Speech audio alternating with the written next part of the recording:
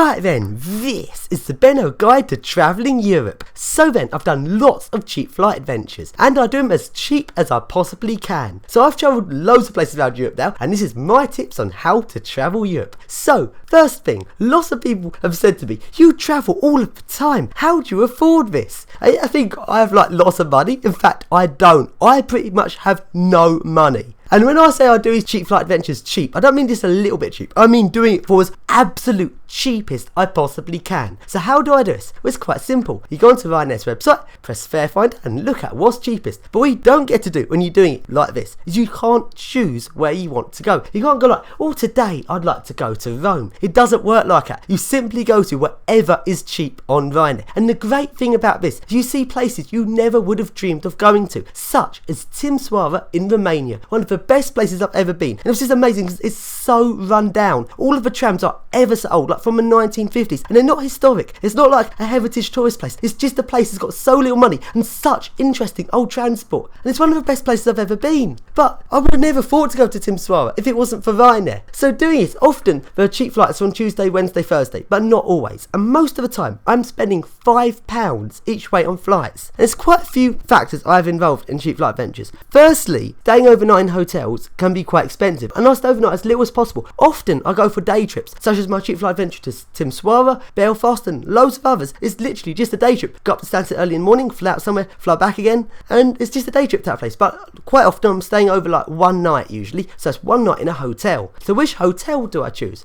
Well, the answer, the cheapest hotel that there is. Now then, I don't really like staying in dormitories, rooms where you're sleeping, whereas other people sleeping in the room. Once I've gone in one of those places and I don't know. So the cheapest place you can get where it's like you got your own personal room. I'm not worried about having like a bathroom in the room or like an ensuite or anything else. I'm not looking for anything. I just want the absolute cheapest. And often you can get like £20-30 hotels. It depends where you're going really. Some places are a lot more expensive than other places. I go by how expensive a city is, usually by a price of a McDonald's meal. So if you think of like McDonald's meal in the United Kingdom, then think of a price in other places. Germany is slightly more expensive than the United Kingdom. Places like Switzerland and Sweden are much more expensive.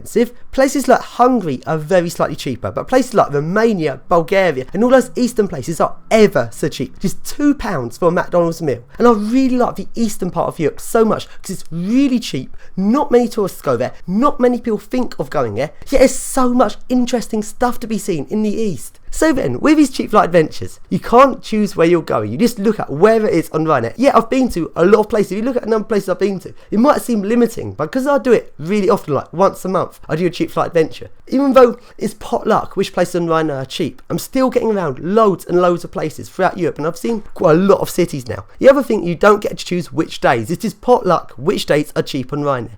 And a lot of people like tied down to what days you can go and stuff like that. And if you're tied down to certain days, it's going to be a big problem because it's completely random and it's usually not weekends which are cheap. No matter if Ryanair presents the most inconvenient days for me, I'll still go because I want to get as little as possible. And a lot of the time these cheap flight adventures are often costing £30, £40, £50. And that's the total. That's including driving to the airport, the food I buy out there, the flights, the price of a metro ticket when I get to a place. The thing about it is £10 petrol get to the airport. Usually it's like £5 each way, £10 each way on Ryanair. Then metro ticket, it can vary depending on how expensive a place you're going to, but I do it absolute cheapest. And a lot of people have said to me things like, why don't you go with Eurowings? Or I say things like, well, why don't you go to a nice hotel? But that's just not a right mindset to do it. You can't be thinking of, oh, well, it'd be nice to have a little bit of luxury. No, that's not what I'm doing. I want to see these places. I want to go places, see the metros, see the trains, see the buses, see the lifts, but I want to spend as little as possible. So I do not care if this hotel brand is a bit nicer than the absolute cheapest. I don't care because I want to do it for as little money as I possibly can. Lots of people say, oh, go with EasyJet. They're cheap. EasyJet often charge £20 each way.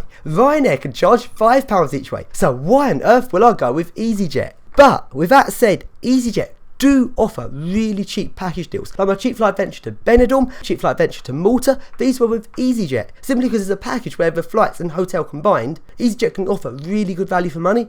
But I'd never buy EasyJet and hotel separate because buying individual flights on EasyJet is really expensive, well, in comparison to Ryanair prices. Still, some of the questions I get asked. So some people say, go with BA. It's just not understanding the whole point of a cheap flight adventure. To get to as many places as possible for a little amount of money as possible. I don't have much money. If I went with like luxury, when I say luxury, I don't even mean big luxury. I mean even going with little tiny luxuries, which are like relatively cheap. Even if I did that, I would not be able to get around as many places I've been to. To get around all these places, I have to go with the absolute most economy hotels, cheap flights, departing at the worst possible early times in the morning, which are a real pain to get up for. Ryanair, which is a not very nice experience on their airplanes, but I don't care, because I want to get into these places, £5 each way. And look how many places I've been to. So then, to finish this video off, I'm just going to finish off with a few tips. First thing, you need to be really careful with booking these things, because if you like mess up or get dates wrong and stuff, that could be really expensive. Also check how far away the airport is to the place you're going, such as a horrible airport, Frankfurt Hahn, which is like 1,000,000 miles away from Frankfurt, and the buses into Frankfurt cost more than the flights themselves. So it's really not good value for money if you go for a far away airport. And just be careful, because some Ryanair airports are a long way from the actual destination it's supposedly at. Another thing is, really check what things you're going to be paying for, like metro tickets. Like in Sofia in Bulgaria, it's like £2 for a metro ticket, but in other places such as Costa in Germany,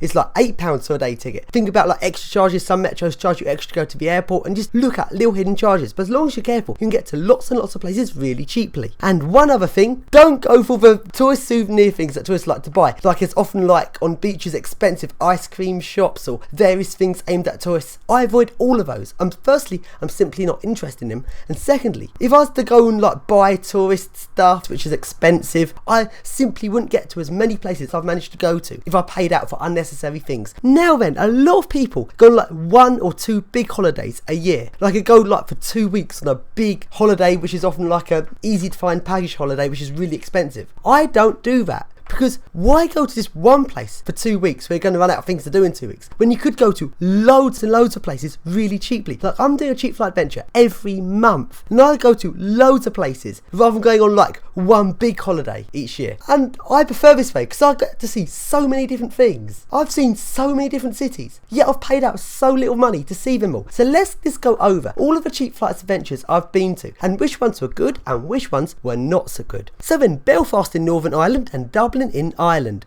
These are probably the worst of my cheap flight adventures because they weren't really that interesting, and all the people there really notice you if you go on top of lifts, so you don't really get much done. Next places is places in Germany. I've been to so many places in Germany: Hamburg, Costa, Mannheim, Frankfurt, Mainz, Stuttgart, Nuremberg, Berlin. I've been to so many places in Germany. That's because I've made so many friends in Germany. In Germany, it's one of my favourite places. Other places I've been: Luxembourg. Luxembourg was a really nice place. It was a massive surprise. I didn't expect it to be good as it was. Then you got places like Timisoara in Romania, Sofia in Bulgaria, which were both really nice. Very, very different to other places. The Eastern Europe is extremely nice, and I want to go there more because it's extremely old, very run down, and often places in Eastern Europe are places you wouldn't usually think of to visit, which makes them even better to go to. Other places I've been to is Poznan in Poland, which was also really nice. That was a really nice surprise. I didn't expect that to be as good as it was. Then there's Basel in Switzerland, which is like Schindlerland. That was really epic. Then there's all the Spanish places I've been to, such as Costa, Brava and Barcelona, which were nice. Then you got Benidorm, which was absolutely epic, and Lanzarote, the African island that's part of Spain, which was just so nice. And the good thing about Spanish places is Spanish people don't notice you sneaking into places that you're not meant to go. And as well as that, there's French places like Toulouse, which was a very, very nice place to go with the VAL system. And there's Rome in Italy, which the transport there was a very nice surprise, really nice and old. And there's Copenhagen in Denmark, which was very nice. And that's the first cheap flight adventure I did, and that was just so nice. And then also, I've been to Scotland by airplane since it's cheaper than the train. That was a really good adventure. But there's other adventures I've done, like Amsterdam by coach, and Amsterdam was a very, very nice place. I really enjoyed that. But there's also Paris